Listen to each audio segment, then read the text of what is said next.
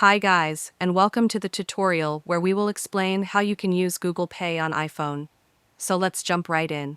If you've recently switched from Android to iPhone and are wondering how to use Google Pay, you might notice something strange. Searching for Google Pay or Google Wallet in the App Store doesn't bring up the app. That's because Google Pay isn't available as a standalone app on iOS like it is on Android. But don't worry, there's still a way to access it.